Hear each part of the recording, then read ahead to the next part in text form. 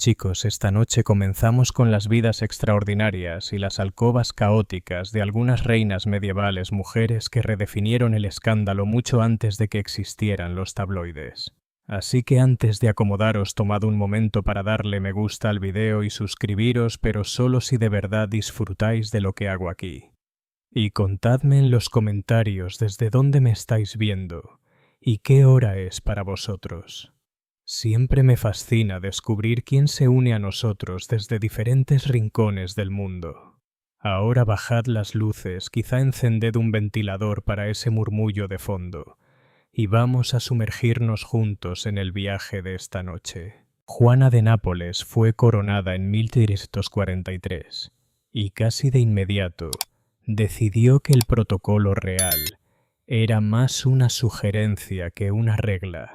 Donde otros veían tradición, ella veía oportunidad. Donde otros veían un marido, ella veía varios. Se casó 4 veces, lo cual en los círculos nobles medievales no era del todo extraño, salvo que Juana tenía la costumbre de sobrevivir a sus esposos, a veces sospechosamente rápido. Su primero, Andrés de Hungría, no llegó vivo al primer año. Lo encontraron colgado de una ventana en lo que oficialmente se llamó un accidente desafortunado. Extraoficialmente había preguntas. Juana no tenía ninguna. Existe una leyenda que cimentó la reputación infame de la reina. Se decía que mandó construir una trampilla bajo su cama, una solución bastante creativa para terminar una cita cuando las palabras no bastaban. Tras una noche de intimidad real, el suelo se abriría bajo su amante enviándolo directo al foso del castillo. Eficiente, dramático. Y probablemente inventado por un ex muy resentido. Pero la historia perduró quizás porque encajaba con su estilo. Juana gobernó Nápoles con elegancia y cierto aire teatral. No era imprudente, era selectiva. Algunos la llamaban encantadora, otros peligrosa. Unos pocos la llamaban ambas cosas mientras retrocedían lentamente hacia la puerta. Se mantuvo firme frente a guerras, la furia papal, rivales políticos y más de un escándalo de alcoba. Y a lo largo de todo llevó su corona como llevaba su reputación, con audacia y sin disculpas. Cuando murió estrangulada, posiblemente por alguno de sus muchos enemigos o aliados, es difícil saberlo. Juana dejó un legado de drama, poder y suficiente chisme como para alimentar baladas italianas durante siglos. Juana de Nápoles no fue solo una reina. Fue un titular mucho antes de que existieran los titulares. Eleanor de Aquitania no solo vivió en el siglo XII, lo gobernó. Reina de Francia, luego reina de Inglaterra y en un momento madre de 2 futuros reyes. Eleanor no jugaba al juego de tronos, lo volteaba, bebía el vino y escribía un soneto sobre ello. Se casó con Luis VII de Francia a los 15 años. Él era profundamente piadoso, dolorosamente torpe, y desprendía esa energía de me casé con mi prima porque no tenía otro pasatiempo. Eleanor, en cambio, era ingeniosa, rica, y tenía la atención dispersa como un halcón en celo. El matrimonio funcionó tan bien como cabría esperar. Luis la arrastró a la Segunda Cruzada en Tierra Santa, un viaje romántico si disfrutabas marchar por desiertos con armadura completa y ver a tu marido llorar frente a reliquias.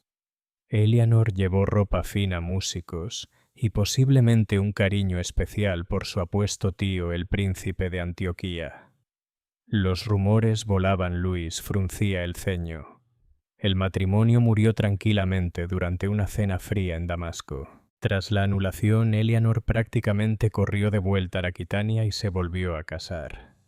Esta vez con Enrique Plantagenet, el futuro rey de Inglaterra. Él era 11 años menor, pelirrojo y totalmente impredecible. En pocas palabras, su tipo. Su matrimonio produjo 10 hijos, múltiples guerras y uno de los hogares más pasivo-agresivos de la historia europea. Pero Eleanor no solo estaba dando a luz futuros monarcas, organizaba certámenes de poesía. En su corte de Poitiers impulsó el amor cortés, un nuevo género que animaba a los caballeros a adorar a damas nobles desde lejos, aunque por supuesto nadie respetaba la parte de desde lejos. Su corte se convirtió en destino obligado para nobles con más pasión que autocontrol. Cuando el ojo errante de Enrique se cansó de la monogamia y de Eleanor, ella respondió como toda buena madre ayudando a su hijo a organizar una rebelión contra él. Enrique no lo encontró gracioso. Eleanor fue confinada 16 años en un castillo, lo que para ella significaba más tiempo para escribir cartas, beber vino y planear venganzas a través de sus hijos. Margarita de Borgoña no era el tipo de reina de la que esperarías un gran escándalo. Tenía todo en orden, linaje real, casada con el heredero de Francia magnífica, en sus vestidos forrados de piel y sin veneno en público durante las cenas de corte. Una esposa modelo al menos en los papeles. Pero en 1314 Francia descubrió que dejar a 3 princesas aburridas y sin supervisión en un castillo era receta segura para el chisme, el bordado y las aventuras extramatrimoniales. Margarita estaba casada con Luis, el futuro Luis X, un hombre cuyo carisma se comparaba a menudo con la col de repollo hervida.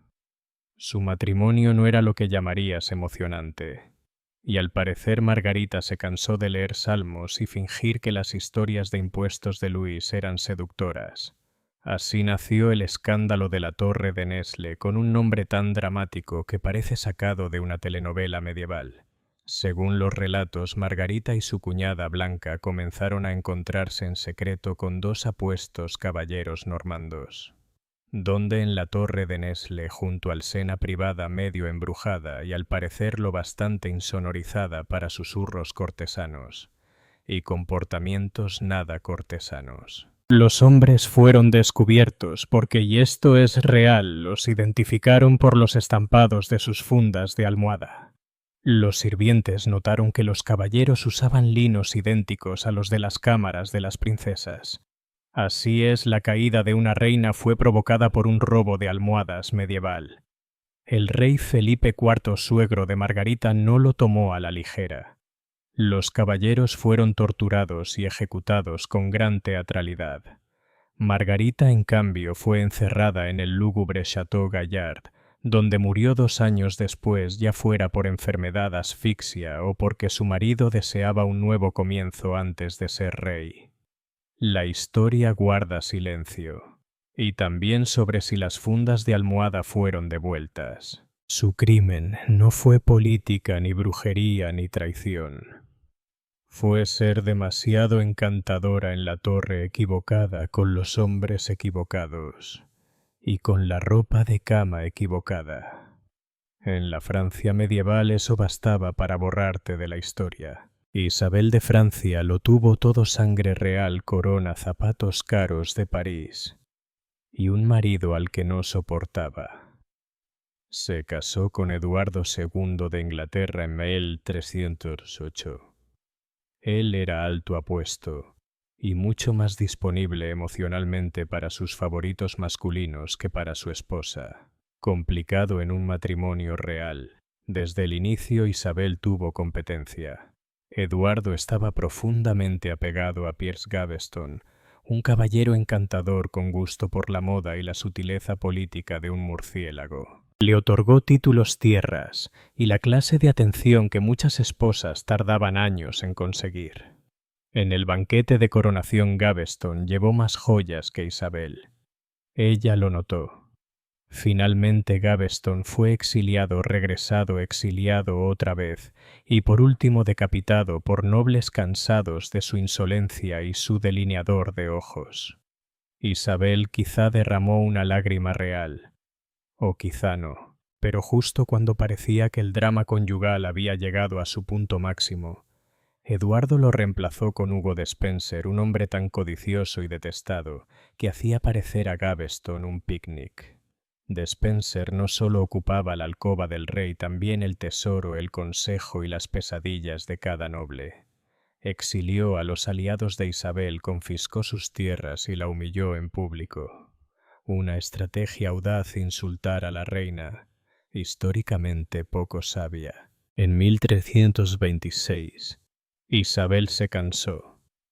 Tomó a su hijo, el futuro Eduardo III, y huyó a Francia bajo pretexto diplomático.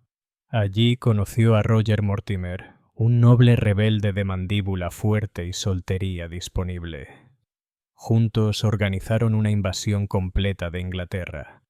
Sí, una reina invadiendo su propio país con su amante y su hijo adolescente a cuestas.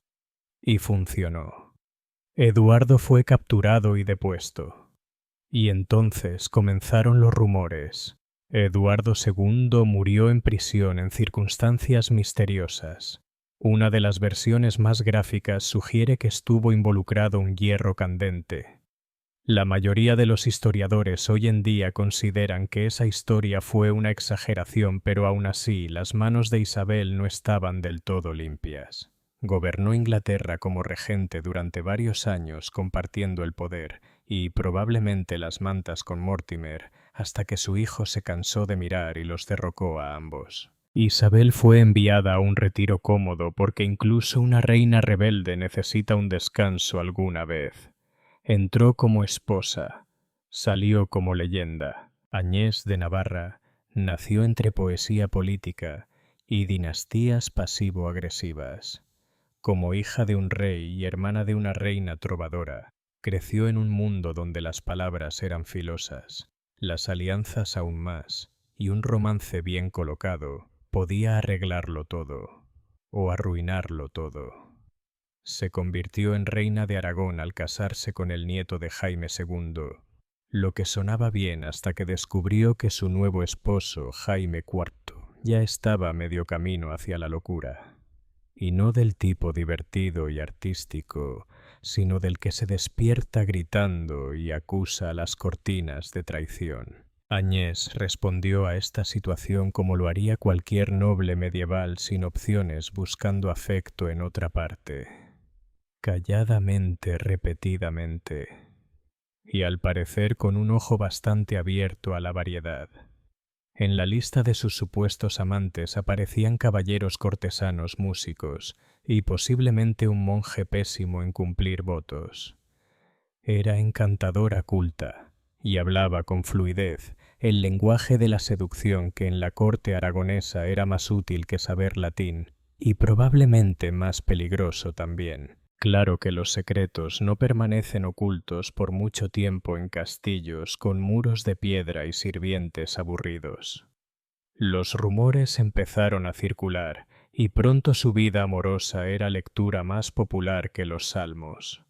Aclaración nunca la atraparon oficialmente.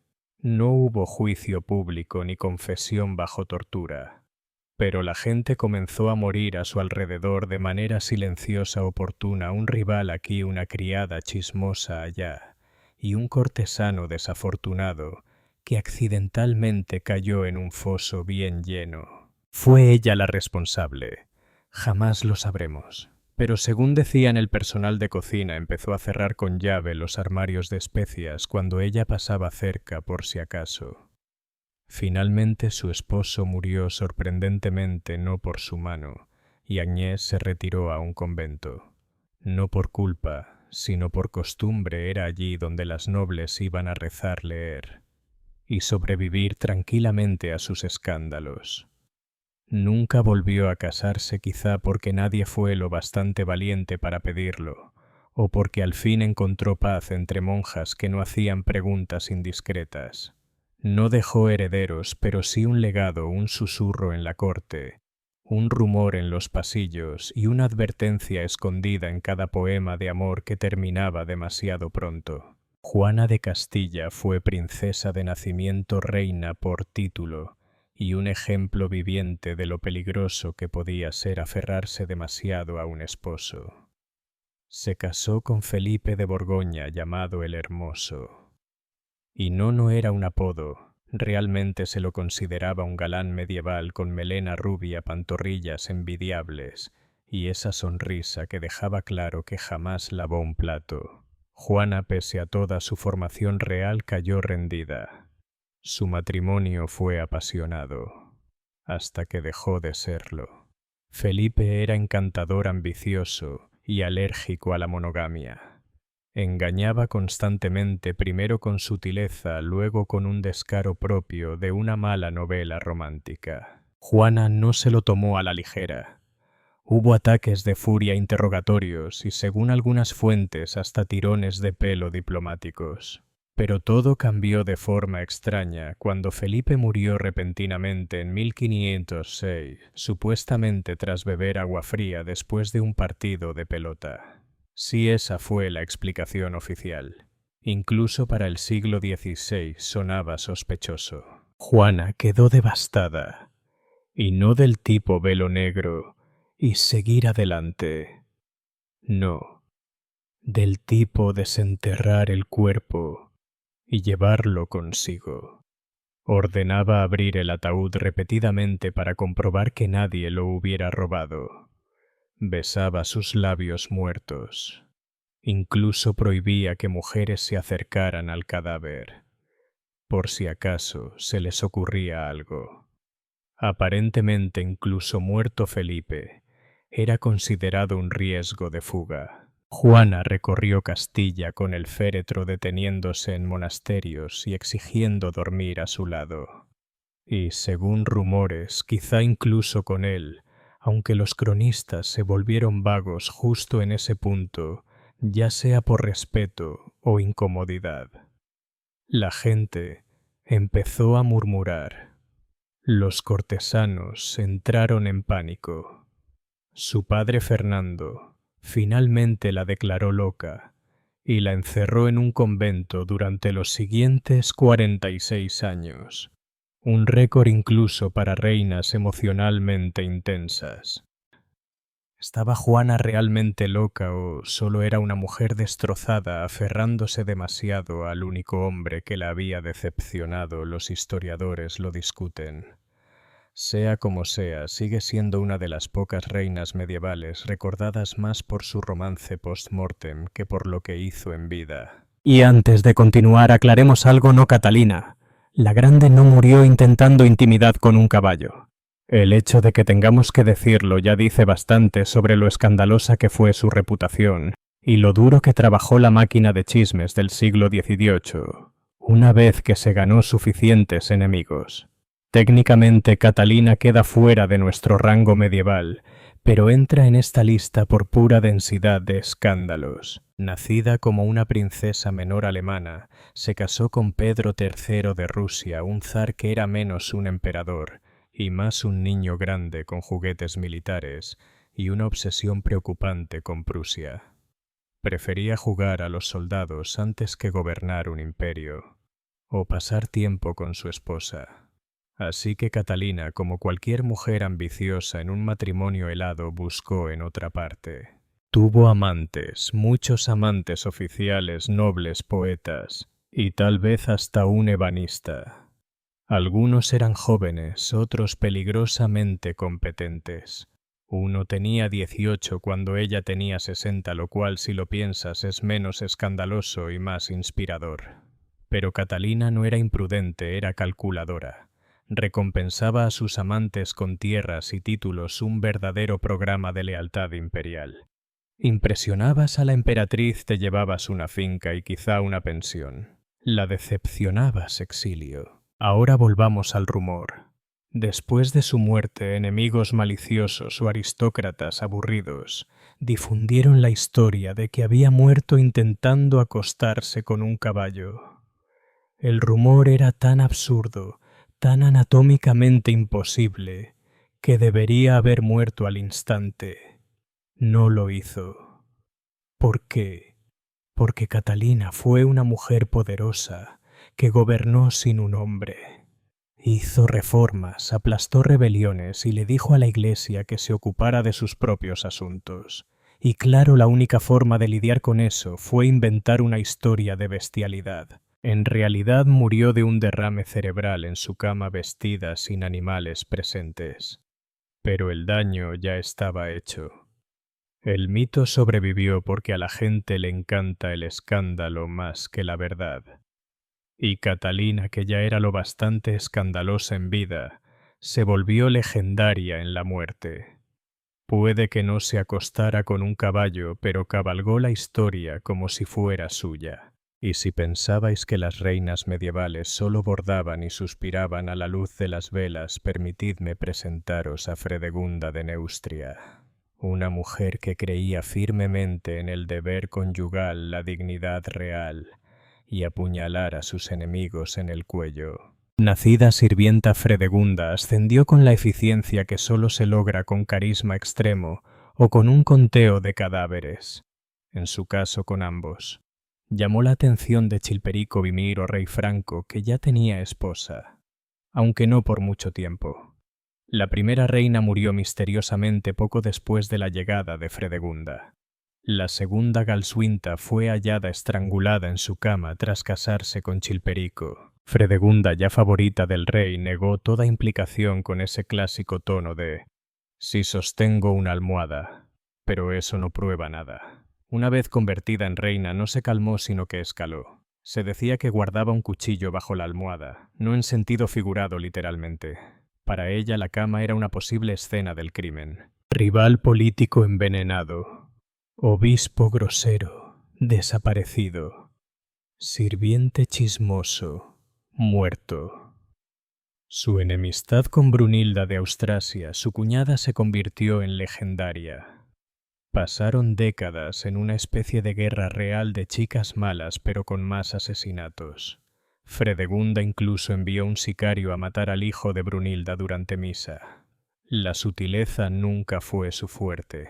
Incluso tras el muy sospechoso asesinato de su propio esposo, Fredegunda gobernó como regente para su hijo Clotario II. Manejaba la diplomacia, sofocaba rebeliones y probablemente apuñaló a alguien más en una cena. No solo era temida, era respetada mayormente por miedo. Y sin embargo, murió pacíficamente en su cama, lo que parece un error administrativo en el gran guión de su vida. Fredegunda no solo dormía con cuchillos, ella era el cuchillo afilada fría y siempre lista. Hace que la mayoría de las otras reinas de esta lista parezcan estar jugando con cucharas de madera. Ana Bolena no nació para ser reina, nació para ser notada. Inteligente, elegante y experta en el delicado arte de la arqueada de cejas, sabía cómo dominar una sala llena de hombres empolvados que creían que el latín los hacía irresistibles. Llegó a la corte inglesa a principios del siglo XVI como una tormenta de moda. No era considerada convencionalmente bella, según algunas crónicas, pero tenía ese magnetismo de «soy más lista que tú, y lo sé». Enrique Vitomo la vio y olvidó de inmediato que ya tenía esposa. Desafortunadamente para Catalina de Aragón, Ana no quería ser simplemente la amante del rey. Apuntaba más alto, mucho más alto a la corona.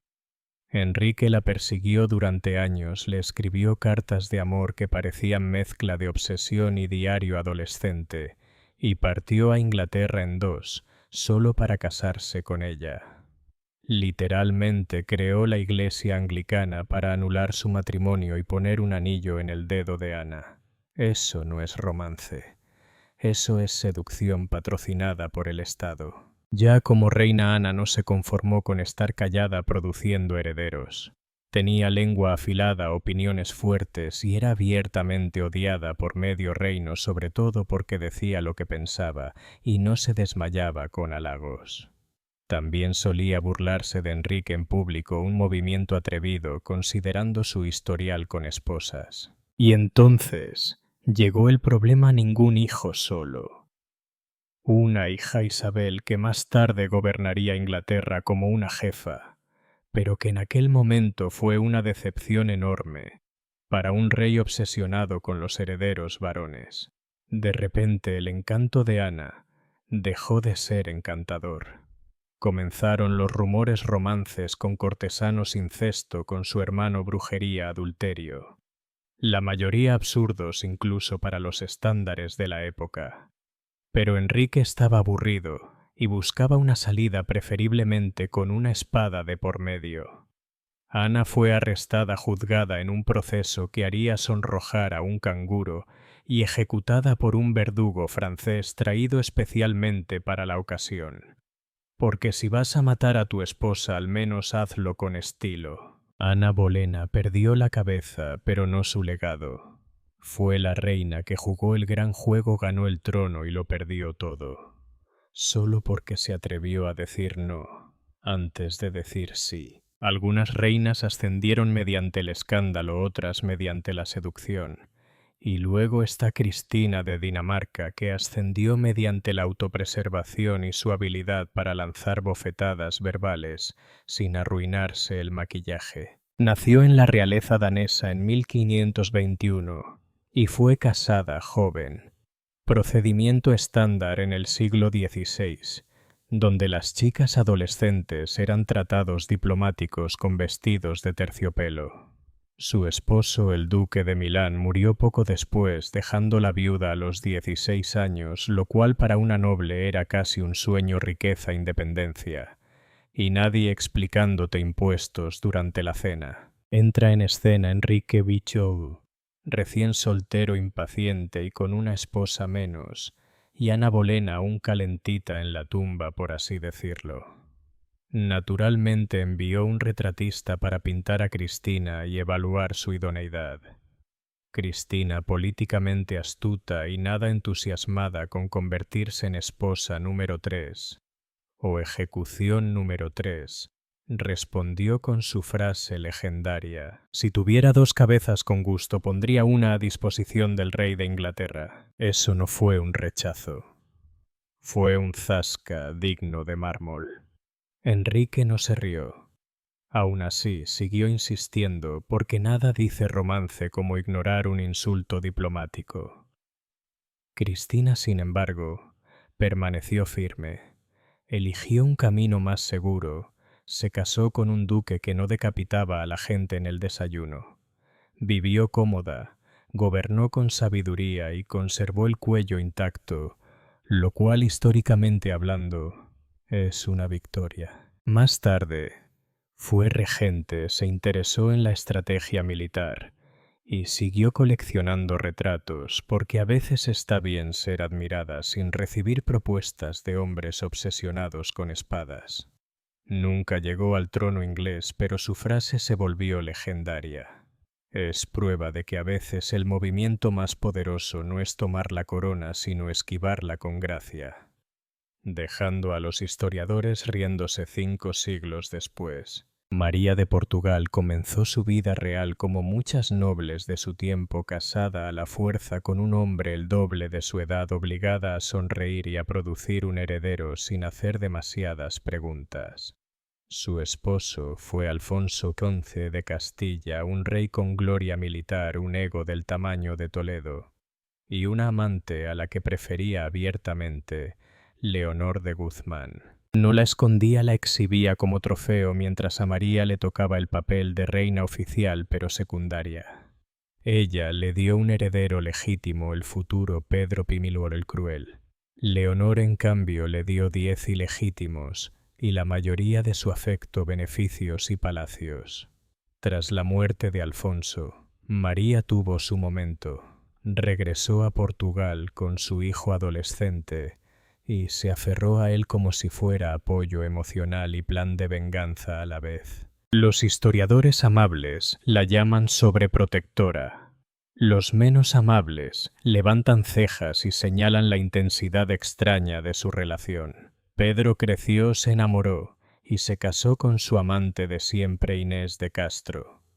María no lo aprobó. Algunos dicen que porque Inés era de baja nobleza, otros porque no quería compartir a su hijo con ninguna mujer. Las cosas escalaron rápido. Según una versión, María fomentó el asesinato de Inés, y Pedro, tras su muerte, respondió de la forma más equilibrada posible. Declaró que había sido su esposa, desenterró el cadáver, La sentó en el trono y obligó a los nobles a besar su mano putrefacta. Un gesto regio, sin duda. ¿Fue María realmente la instigadora? Tal vez sí, tal vez no. Pero su nombre se susurró tras las cortinas del palacio durante años. Al final se retiró de la política y quizá empezó a llamarse emperatriz en privado. Nunca tuvo el amor que buscaba, pero sí intrigas de palacio, chismes interminables y el dudoso honor de ser recordada como la suegra del infierno medieval. Y ahora Olga de Kiev. No era una mujer a la que convenía molestar, ni mirar mal.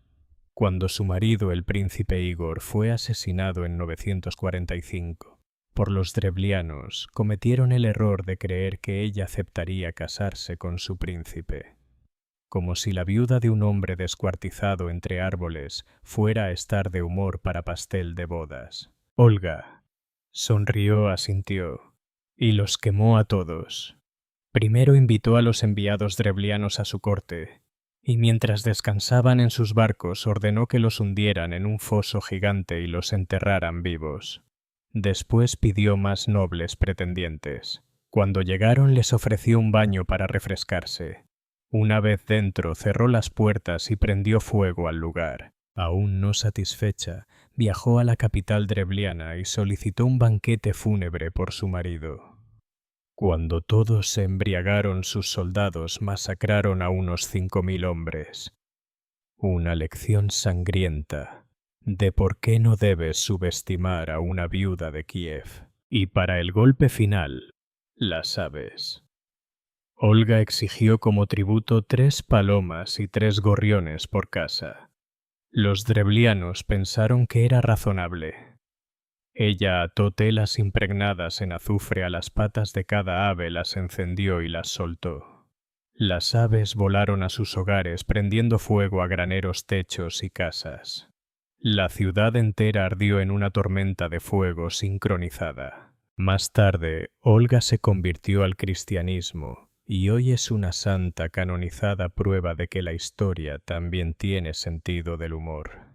Un día quemas ciudades con palomas y al siguiente eres símbolo de piedad y sabiduría.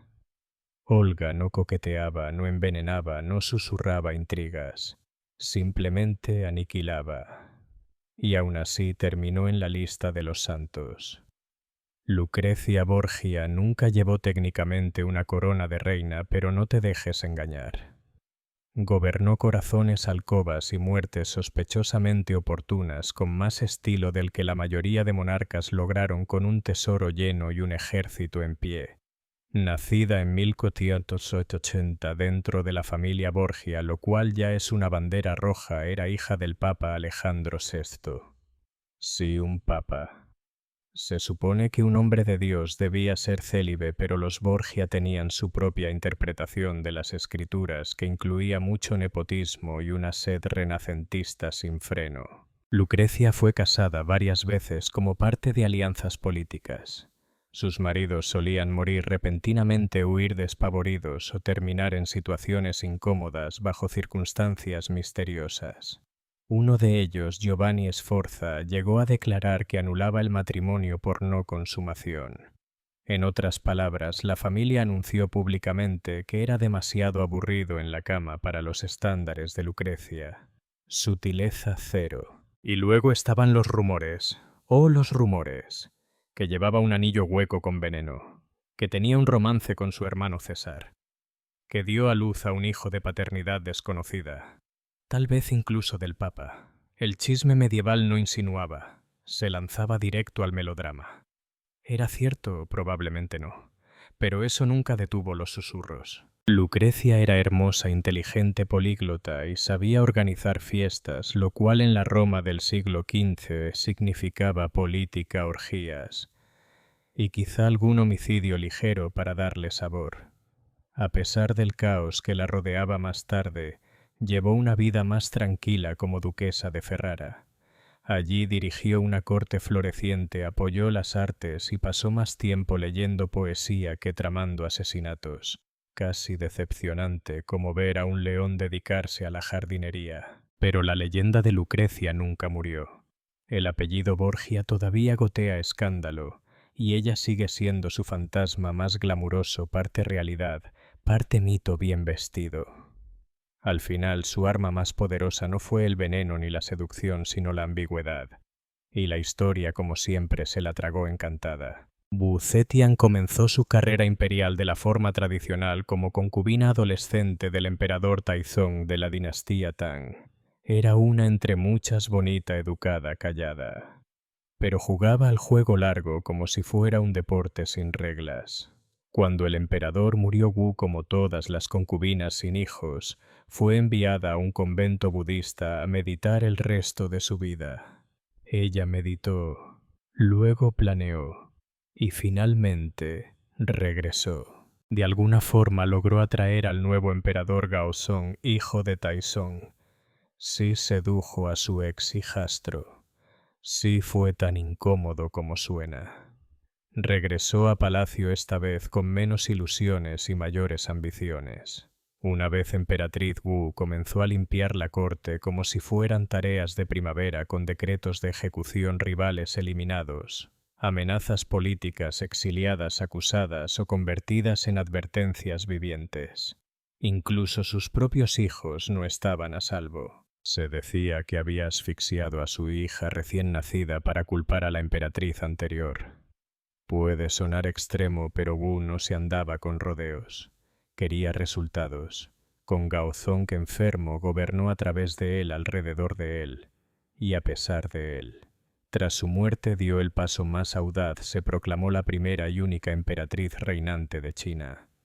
No gobernó desde la sombra, ni como regente se sentó en el trono, vistió los ropajes y firmó los decretos. Los confucianos se desmayaron colectivamente.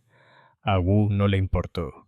Bajo su reinado el imperio prosperó. Mejoró la agricultura, creció la educación y se fortaleció la burocracia. También aumentaron las muertes misteriosas en la corte y el silencio de los disidentes. Y claro, los rumores, amantes secretos, manipulación sexual, asesinatos con cajas doradas, orgías en palacio.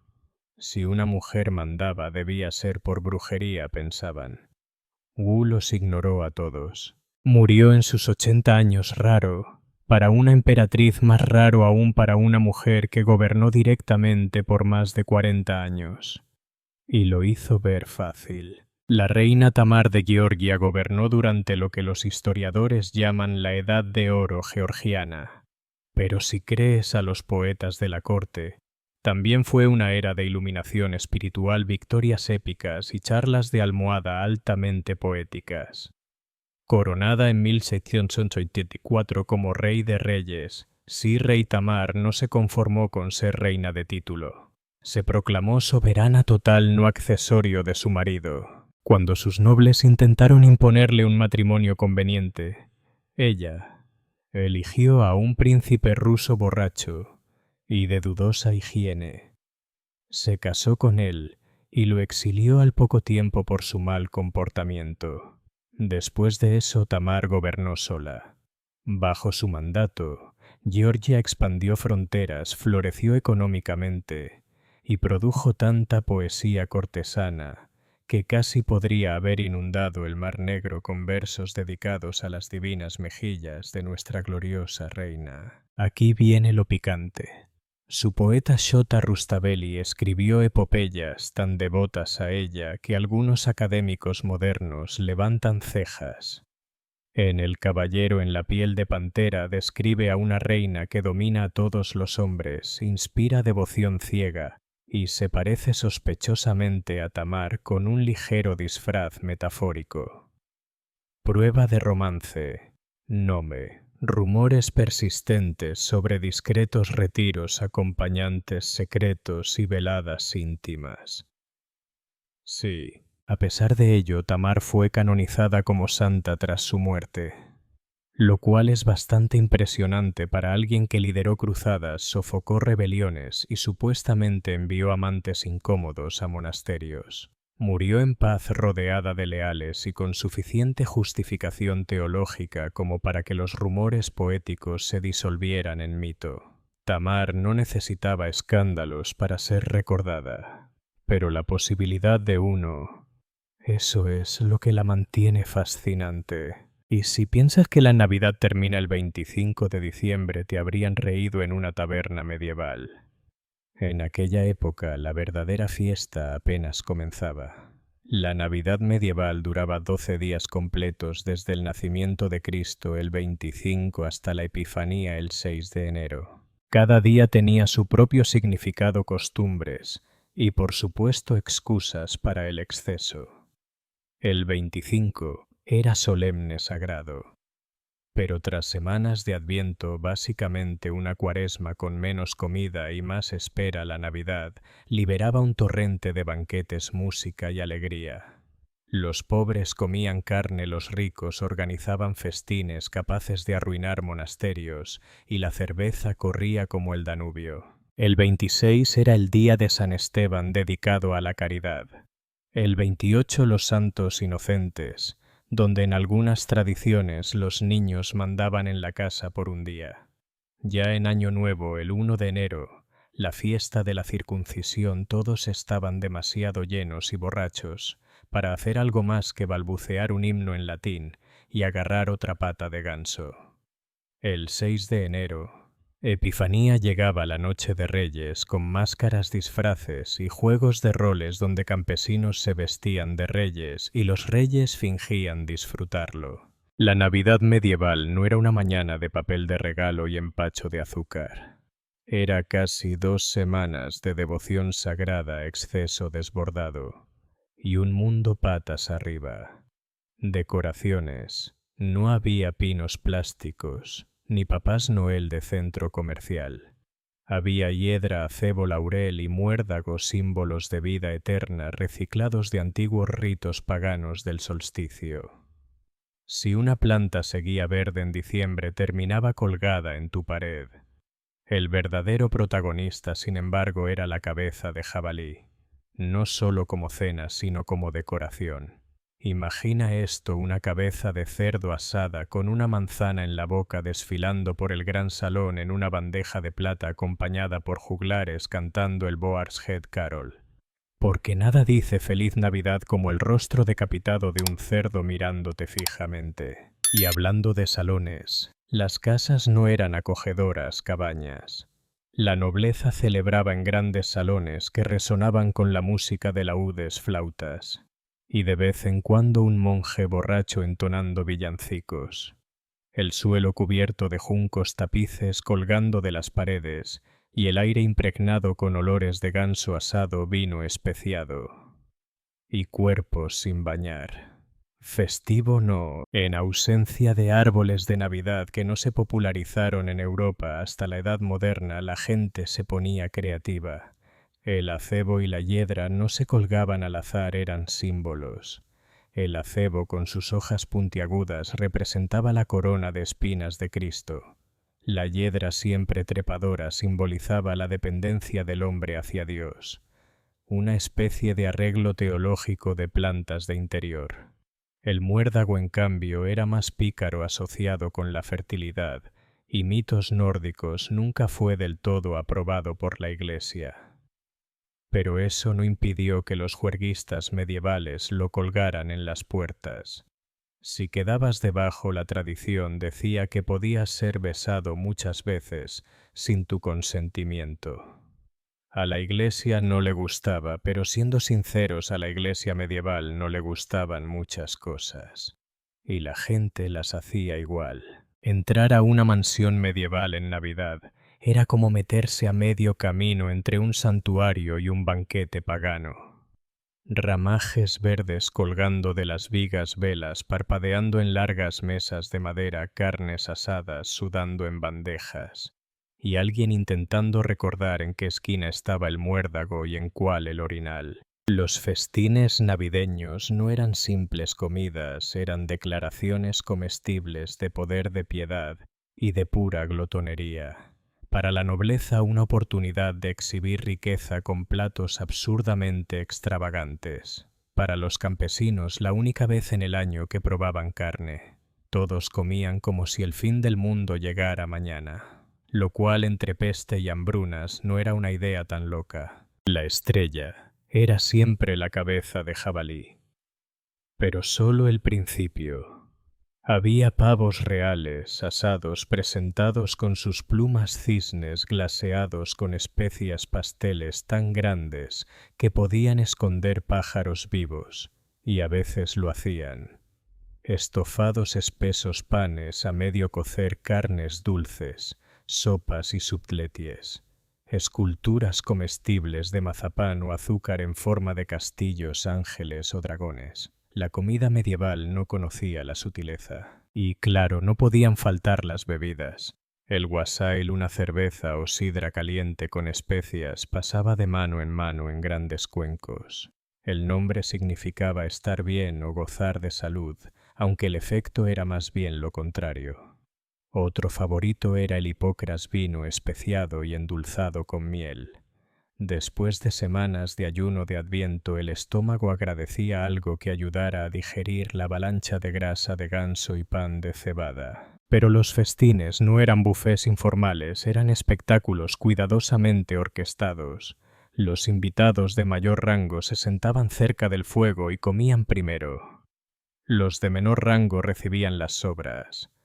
Salvo en los monasterios donde todos eran iguales, pero la comida era mucho más aburrida, aunque incluso los monjes rompían sus reglas vegetarianas por Navidad. Nada decía ha nacido el niño Jesús, como una pierna de cordero y una jarra de vino. Y cuando pensabas que todo esto era suficiente, llegaba el señor del desorden, Lord of Misrule, un personaje real elegido entre bufones sirvientes o clérigos traviesos para dirigir las festividades de los 12 días. Su tarea poner el mundo patas arriba.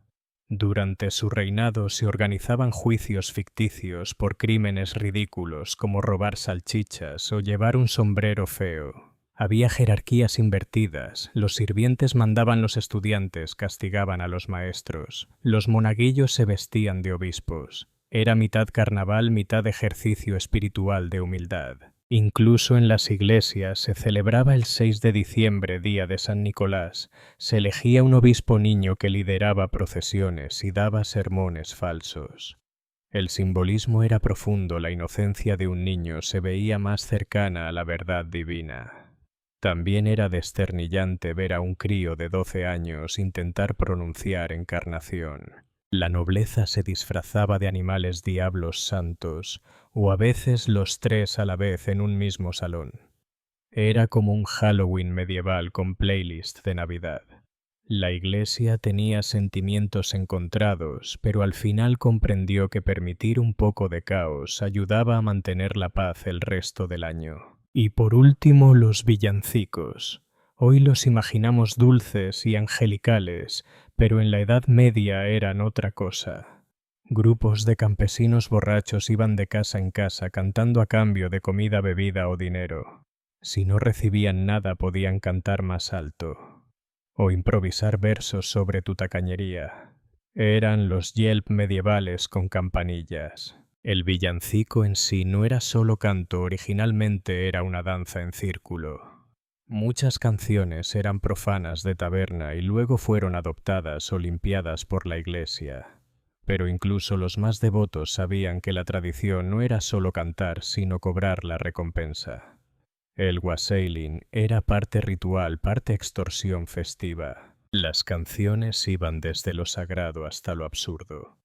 Un clásico era Bring us in good ale, cuyo estribillo sorpresa pedía buen alcohol.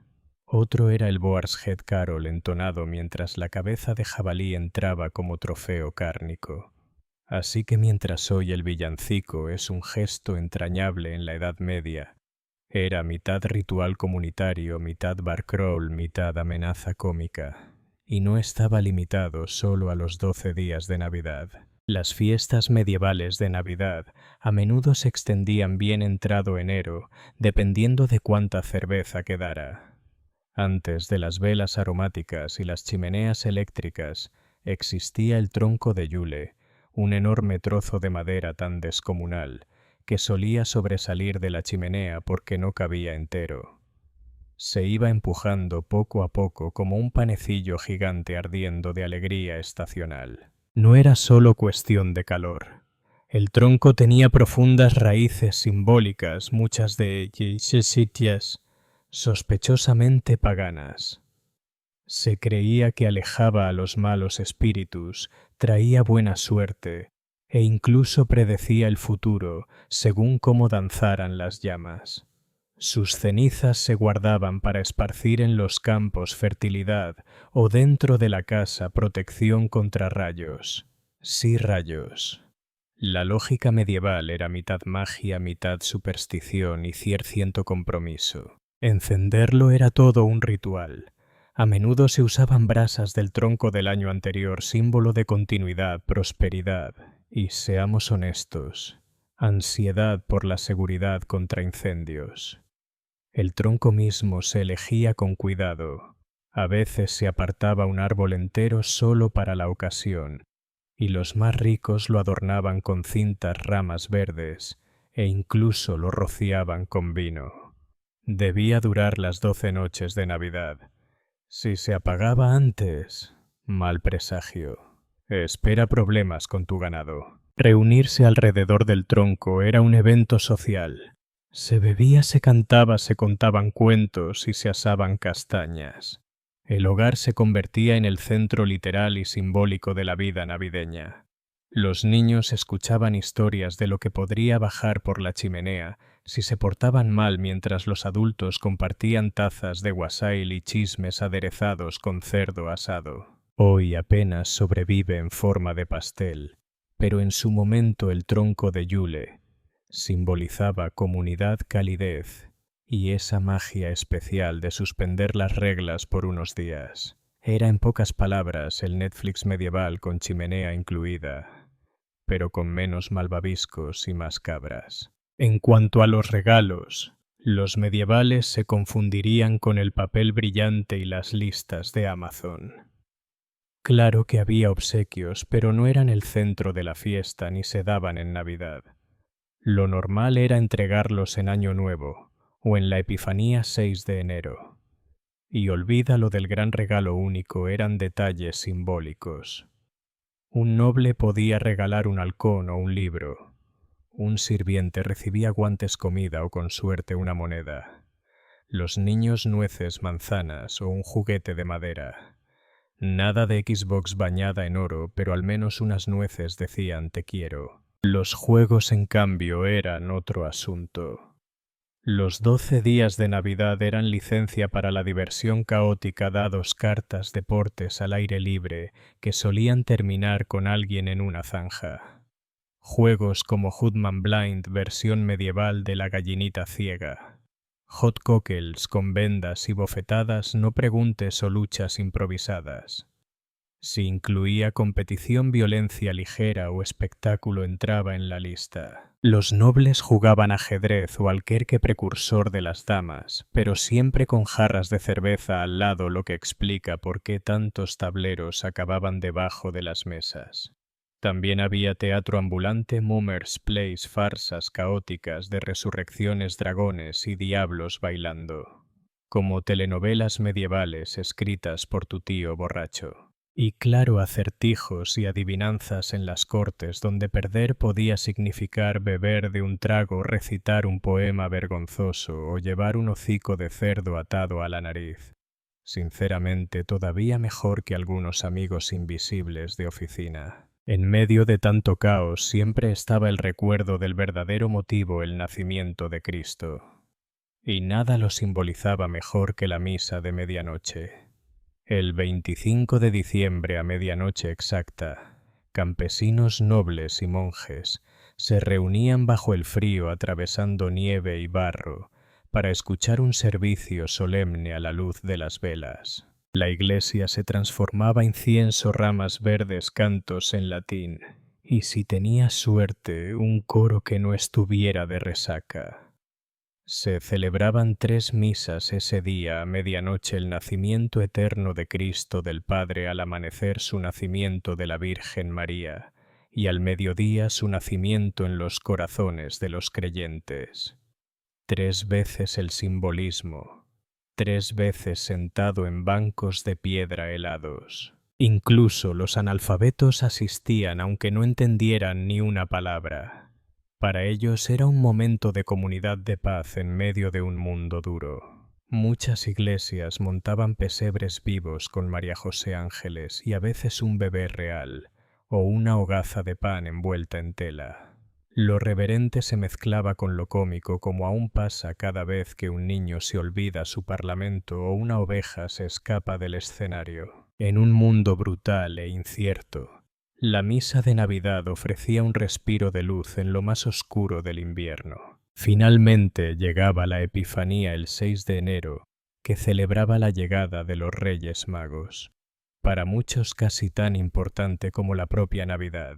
Las iglesias se llenaban de procesiones, cantos, incienso y bendiciones con tiza para ahuyentar el mal. Y en las casas, fiesta total. Era la 12ª noche, la más desatada de todas. Se coronaba al rey y reina del haba, quienes encontraban un haba escondida en el pastel del banquete. Desde ese momento mandaban sobre la fiesta con corona de papel y licencia para dar órdenes absurdas.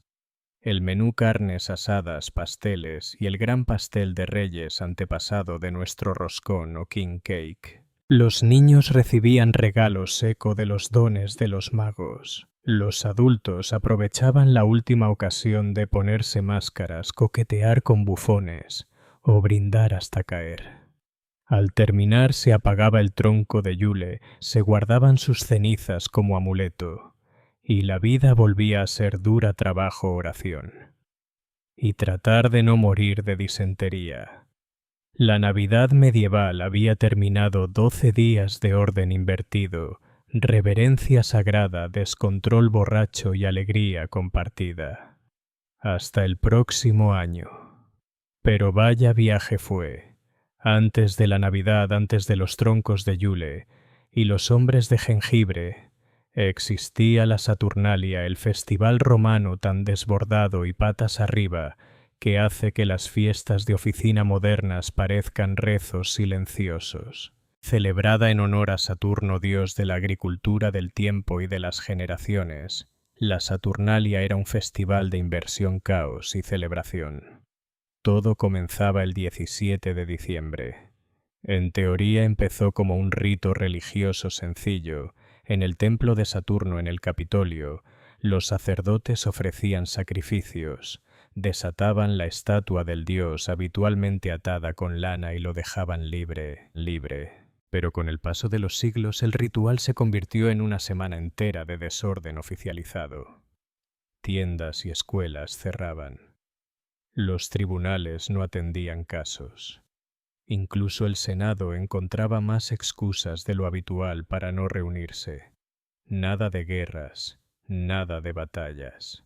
Por una semana Roma apretaba el botón de pausa y se lanzaba de cabeza al festín, los dados y el travestismo. Los romanos adoraban las inversiones de roles. Los amos servían a los esclavos. Los senadores llevaban gorros ridículos. Todos cambiaban la toga blanca por túnicas coloridas llamadas síntesis, básicamente batas de fiesta antiguas. El rígido sistema social romano se ponía patas arriba libertos. Se burlaban de sus patronos, mujeres hacían de hombres en obras callejeras y los esclavos se sentaban en banquetes mientras sus dueños los atendían. Las casas y los edificios públicos se llenaban de guirnaldas, coronas y velas. Nada de himnos solemnes, solo risas, música y el estrépito de los dados rodando sobre mármol. La gente intercambiaba regalos, figuritas de cera, bromas, pequeños obsequios llamados sigillaria, el equivalente romano de un amigo invisible con mala leche. Para los esclavos era la única semana en que podían hablar libremente, beber vino, burlarse de sus amos y hasta ponerse al frente de la mesa. Algunos hogares elegían un rey de Saturnalia, a menudo un esclavo que tenía poder temporal para mandar tonterías, cantar sobre una cabra, beber 3 copas de vino a la pata coja o recitar a Cicerón entre hipos. Una mezcla de bufón y dictador coronado con hojas de parra. Era un desahogo político y social. En una sociedad de desigualdades brutales, Saturnalia ofrecía un respiro para los de abajo y un recordatorio a los de arriba de que su poder era frágil y casi ridículo. Claro, al terminar la fiesta todo volvía a la normalidad. Los esclavos regresaban a servir, los amos retomaban el control y la risa se apagaba como el humo del vino derramado. Pero durante esos días Roma recordaba que también podía reírse de sí misma. El juego, las apuestas y el desorden eran tan esenciales como el vino. Apostaban con dados, monedas, comida o retos absurdos. Las tabernas rebosaban las casas, se convertían en pequeños casinos, y el sonido de los dados era la auténtica banda sonora de diciembre. Incluso los esclavos, normalmente prohibidos de apostar, podían ganar y dejar en bancarrota a sus amos. Y claro, había vino a raudales, mezclado con miel, hierbas o especias. No había brindis por la moderación, se bebía por Saturno, por la libertad, por los amigos y a menudo por el techo. Se cantaba en las calles, se bailaba en plazas y tropezar con una fuente coronado de hiedra era casi obligatorio. La Saturnalia permitía a Roma comportarse como lo opuesto a lo que predicaba a ciudadanos serios convertidos en payasos, mujeres, contando chistes verdes, senadores desafinando con la lira. No se consideraba pecado sino necesario.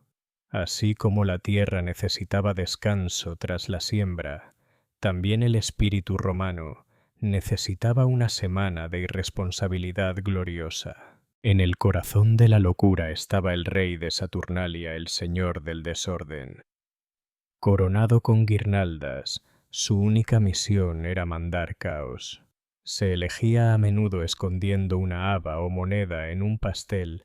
Quien la encontraba se volvía soberano por un día. Una costumbre que sobreviviría siglos más tarde en los pasteles de rey de la Epifanía. A veces, en épocas más antiguas, ese rey terminaba sacrificado en ritos de fertilidad oscuros. Pero en tiempos del Imperio, el peor destino era una resaca monumental y el ridículo público.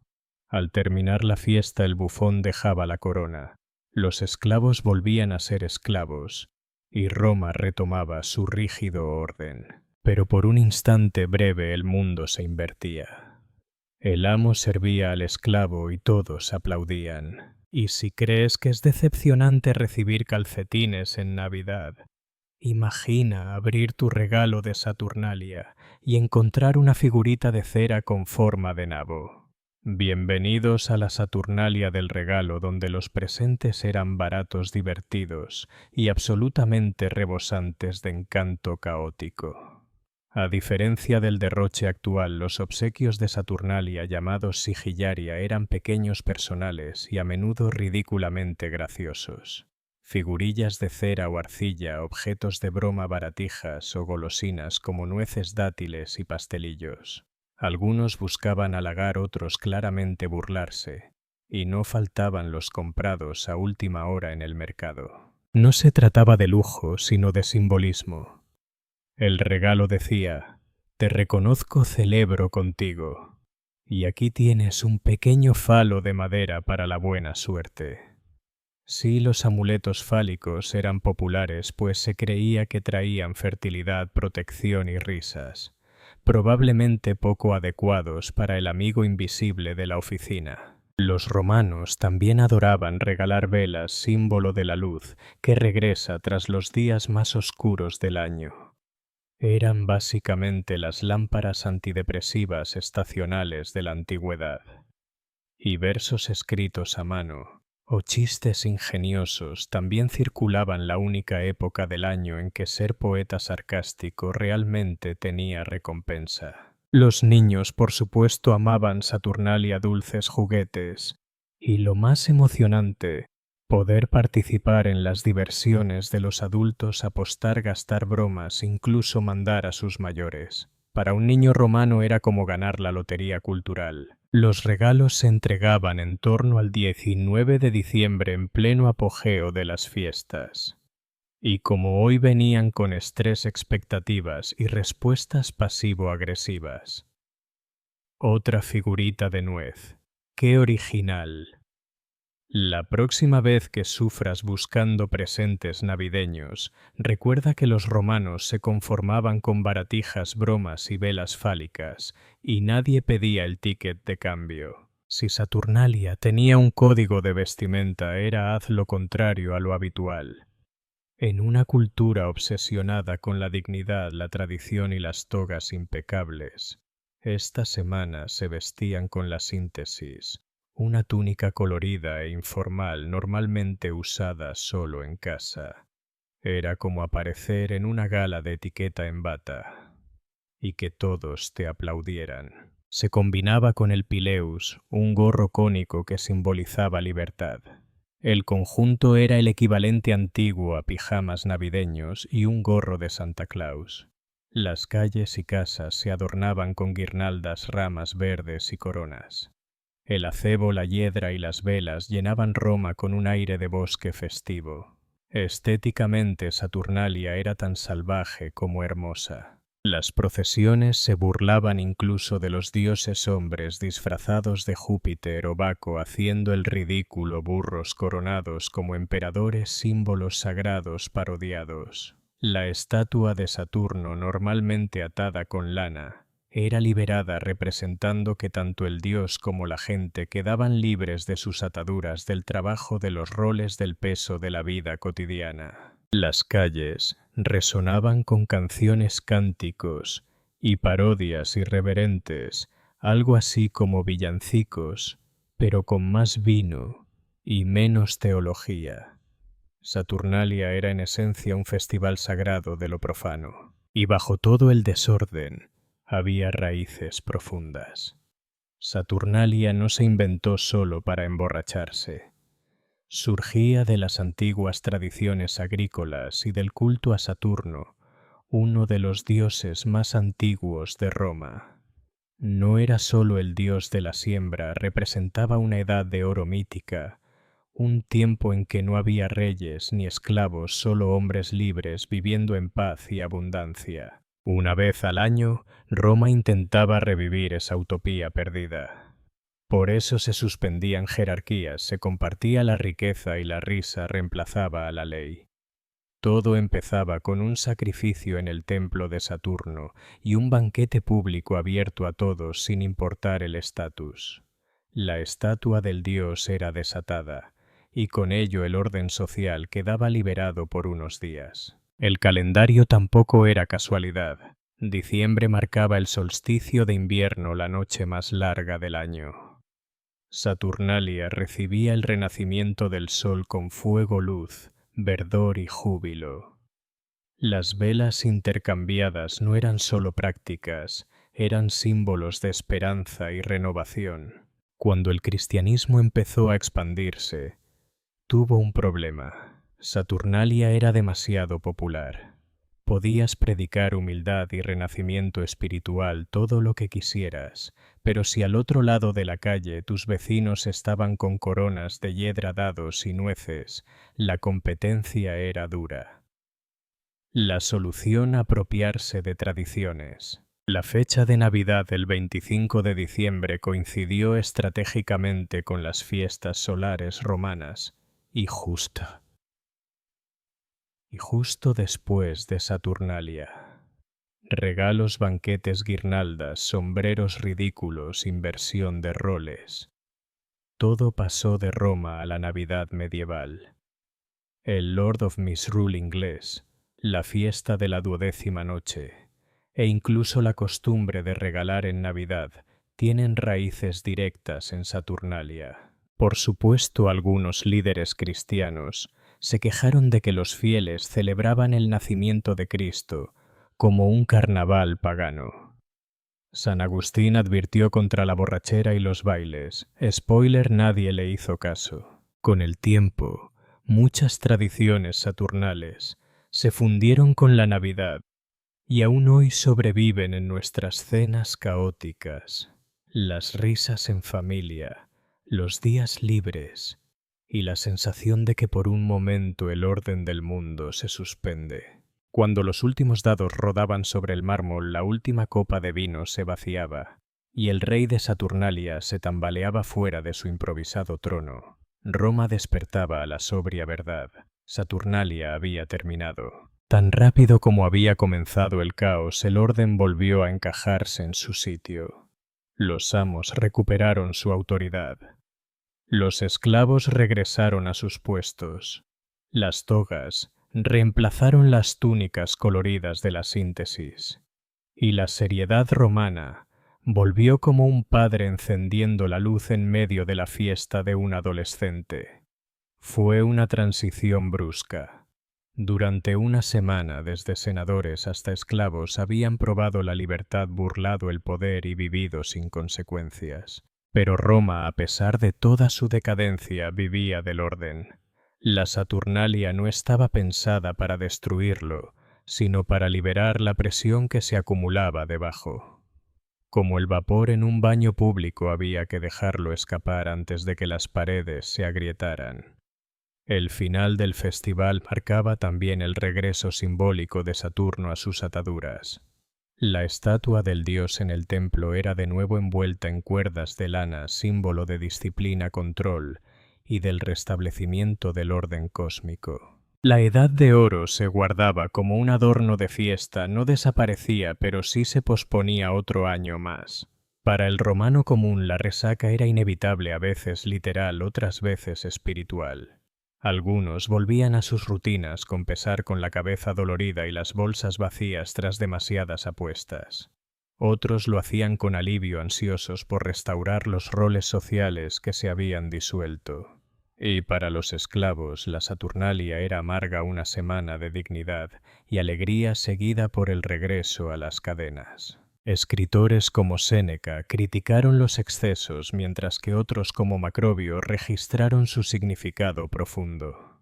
Ellos sabían que Saturnalia era más que puro desenfreno. Era un espejo del extraño genio romano, capaz de sostener la autoridad y al mismo tiempo burlarse de ella, de gobernar un imperio y durante 7 días permitir que todos actuaran como un niño ebrio y caprichoso.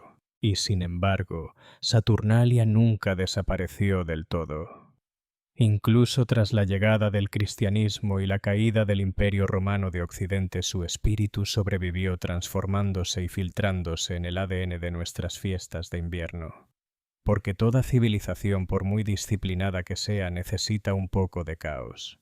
Y todo calendario, por muy rígido que sea, necesita una semana en la que el mundo se ponga patas arriba y se ría de sí mismo. En el mundo medieval, ese mismo equilibrio entre orden y caos se reflejaba en otros ámbitos. No había médicos a caballo esperando en la puerta ni hospitales preparados con sábanas calientes.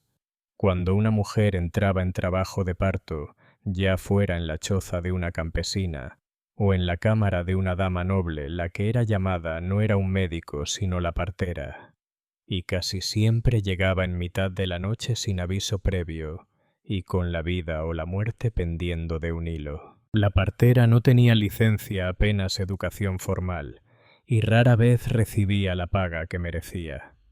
Pero para su comunidad era vital.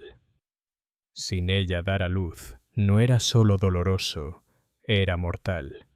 En algunas aldeas podía ser la única persona con experiencia en partos, y ni siquiera el sacerdote se atrevía a cuestionar su presencia cuando los gritos llenaban la casa. No llevaba diplomas, solo una bolsa con hierbas, aceites, paños y la experiencia curtida de años. Su aprendizaje venía de otras mujeres parteras mayores, tías, madres o simplemente de la repetición.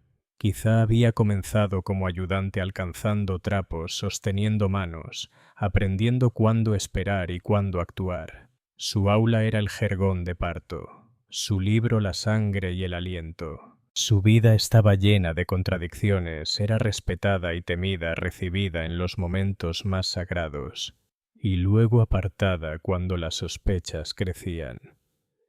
Un parto exitoso significaba celebración. Un aborto o una hemorragia podían convertirla en sospechosa.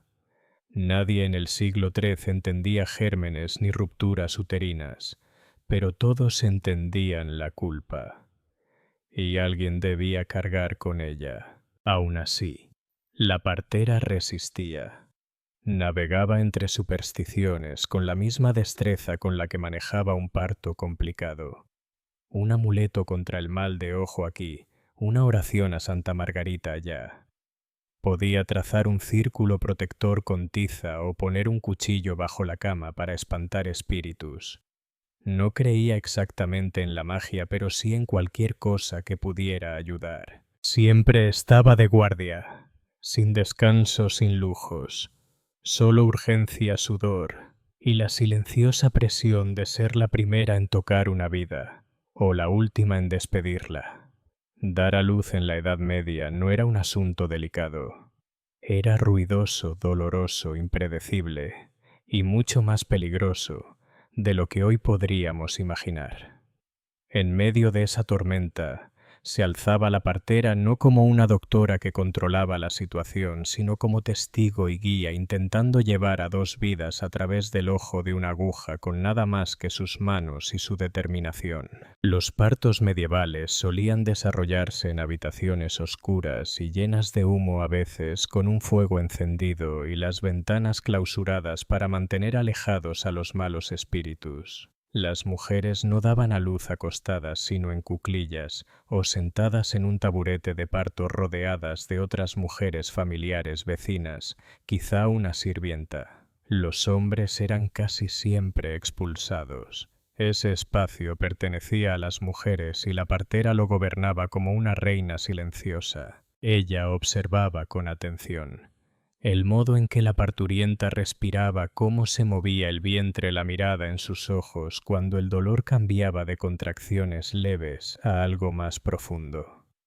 Sabía escuchar los silencios, porque el silencio podía significar que el bebé estaba atascado o que la madre estaba perdiendo demasiada sangre. Se movía con rapidez pero con calma, dando órdenes en tono firme, siempre con los dedos trabajando. Cuando todo iba bien, el niño nacía sin complicaciones. Las lágrimas de la madre se convertían en risa y la habitación se llenaba de alivio. Pero muchas veces la partera debía actuar con urgencia, una hemorragia la obligaba a introducir paños limpios o incluso su propia mano en el útero.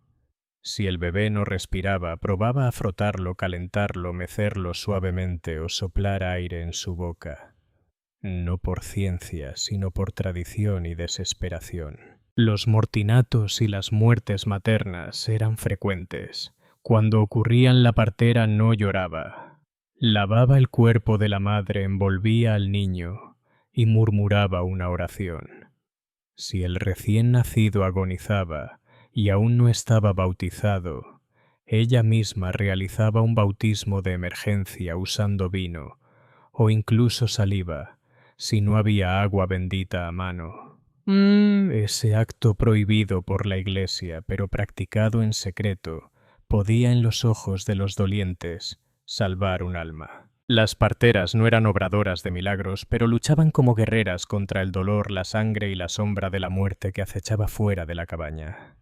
Y a veces vencían, y eso bastaba para seguir adelante. En la Edad Media, la línea entre la vida y la muerte era finísima, y en ningún lugar se veía con más claridad que en las manos de una partera. Ella no solo traía bebés al mundo, a veces también los bautizaba, y eso la colocaba en una posición delicada, mitad sanadora, mitad guardiana espiritual, mitad chivo expiatorio. La Iglesia enseñaba que los niños no bautizados no podían entrar en el cielo. Estaban condenados al limbo. No castigados, pero sí privados de la luz divina. En aldeas donde el sacerdote estaba a kilómetros de distancia o inaccesible en una noche de invierno, la partera era la única capaz de actuar.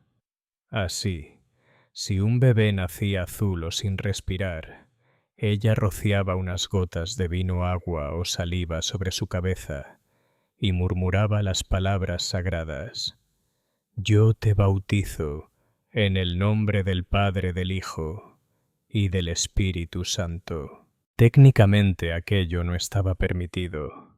El bautismo era tarea del sacerdote, pero en la práctica todos lo toleraban. Era mejor salvar un alma que cumplir cada norma al pie de la letra. Sin embargo, este poder tenía un precio. Si el bebé moría bautizado o no, y sobre todo, si la madre también fallecía, las sospechas recaían sobre ella. La gente murmuraba. Usó las hierbas equivocadas. Retrasó el parto. Estaba en alianza con fuerzas oscuras. La frontera entre el conocimiento popular y la brujería era tan difusa como los límites de la teología. Y como las parteras usaban hierbas, conjuros y amuletos no siempre aprobados por la Iglesia, eran vulnerables a las acusaciones. Una mujer que había salvado decenas de vidas podía convertirse en sospechosa tras un solo mal desenlace. Pero en los pueblos a menudo eran tratadas como medio sanadoras, medio servidoras, llamadas a cualquier hora y obligadas a acudir sin demora. El pago cuando llegaba era irregular. En las ciudades más ricas algunas recibían unas pocas monedas o regalos en forma de vino, lana o velas. Pero más a menudo, el pago era una promesa. Te daremos una gallina en la cosecha o recibirás pan del próximo horneado. Y si la madre o el niño morían, esa promesa podía desvanecerse, o peor aún convertirse en acusaciones y silencios helados. A pesar de ello, una buena partera podía construir un tipo de poder silencioso. Era respetada, temida, necesaria. Las mujeres confiaban en ella más que en cualquier sacerdote, sobre todo cuando el dolor del parto se hacía insoportable y ninguna autoridad masculina podía ofrecer consuelo. Con el tiempo, si lograba evitar el escándalo y acumulaba partos exitosos, se convertía en parte del tejido mismo de la aldea aquella de quien las mujeres hablaban en voz baja con reverencia, la que era llamada incluso antes de que comenzara el trabajo de parto. En algunas ciudades, sobre todo a finales del siglo XIV, comenzó a formalizarse la práctica. En lugares como Francia y partes de Alemania, las parteras eran examinadas o incluso autorizadas por médicos varones o clérigos, una mezcla dudosa de medicina y vigilancia moral. Pero incluso entonces, rara vez recibían un buen pago. El estatus era simbólico, el riesgo muy real. Y sin embargo, a pesar del cansancio de los ingresos inciertos y de la sospecha que siempre pendía sobre ellas, las parteras permanecían. No lo hacían por dinero. Lo hacían porque nadie más quería o podía hacerlo, y porque cada nacimiento sano, cada primer llanto era una pequeña y sagrada victoria que les pertenecía solo a ellas. La vida de una partera medieval rara vez terminaba con honores o tumbas adornadas. No se erigían estatuas en su nombre. Ningún libro llevaba su firma. Y sin embargo, durante siglos, fueron las guardianas silenciosas de la vida guiando generaciones al mundo, con sus manos gastadas y su sabiduría curtida, desapareciendo tan calladamente como habían llegado cuando su trabajo estaba hecho. Muchas murieron pobres y anónimas, sin formación oficial, sin títulos y a menudo sin familia sobreviviente. Sus historias se desvanecían a menos que quedaran en registros parroquiales, documentos judiciales o en murmullos. Algunas fueron enterradas con gratitud, sus hierbas y herramientas heredadas por aprendices. Otras fueron olvidadas o peor recordadas solo si habían sido acusadas de algún mal en sus últimos años. Y aún así, su huella se extendió en silencio a lo largo de la historia. Cada mujer que sobrevivió al parto en una choza de barro o en una sala de piedra fría le debía la vida a una de ellas. Cada bebé sano envuelto en pañales había sentido primero las manos de una partera, manos que ya habían recibido a decenas, quizá cientos antes. Su conocimiento, incluso sin libros, persistió. Pasaba de generación en generación como un folclore que hierbas usar, qué oraciones susurrar, qué posiciones probar cuando el PET se detenía. La Iglesia intentó controlarlas. Los médicos las despreciaron, pero las mujeres recordaban. Las madres recordaban. Y así su legado sobrevivió transmitido por linaje, no por letras. Hacia el siglo XV la medicina formal empezó a cerrar su puño. Los médicos varones entraron en la sala de partos. El arte de la partería, antes dominio exclusivo de las mujeres, fue poco a poco redefinido por hombres con títulos y diagnósticos en latín. Muchas fueron apartadas a veces por la fuerza, a veces por la ley. Y en los siglos venideros la figura de la partera sería a la vez romantizada y borrada. Pero en los años 1200 a 1400 aún era el centro de la tormenta. Caminaba entre sangre y miedo, entre superstición y gritos, y traía nueva vida al mundo. No porque la historia la hubiera invitado, sino porque la vida misma la necesitaba. Y aunque no siempre conocemos sus nombres, recordamos lo que hicieron calladamente, repetidamente, valientemente.